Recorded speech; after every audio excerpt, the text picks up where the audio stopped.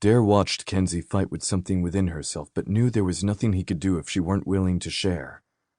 The odd thing was he wasn't sure why he cared at all. She'd said she was fine, and he should just take that at face value. It wasn't like he knew her. They weren't friends. There was no reason he should know she was lying to his face other than the fact that he was a former cop, and now a bartender. But he knew she wasn't okay, and was trying to hide it. And while a small part of him might want to find out why, he pushed that to the side. He couldn't care. He didn't. And that was how it had to be. You decide on what you want to drink? He knew he sounded gruff, but hell if he could help it. Do you normally take everyone's orders even before the waitress can bring me my water? She sounded so damn snippy, yet part of him liked it. He wasn't going to comment on which part. No, but I figured since you already said you wanted to start off on the right foot, I'd come over and ask. He hadn't meant to come over at all, honestly. He'd figured Kayla could handle the table, but when he'd seen Kenzie react like she had to whatever she'd seen on her phone, he'd come right over. He hadn't liked the look on her face, but knew it wasn't his place to push any more than he already had.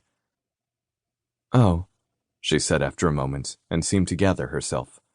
Well, can I just have some water and an iced tea? No lemon, please. She looked down at the menu and nodded. It's the same menu from dinner last night? Dare shook his head. No, it's slightly different. Fewer offerings and more geared toward bar food than the tapas we sell in the evenings. The weekend lunch menu is just like the night menu, though, since tourists are in more.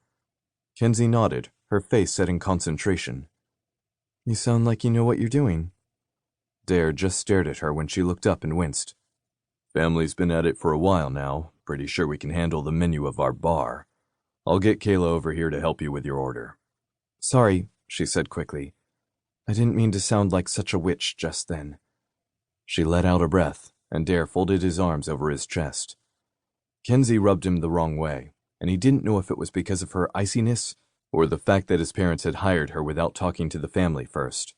Probably the latter if he were honest with himself, and that just annoyed him more. I'll send Kayla over. He started to turn, and Kenzie reached out and gripped his arm.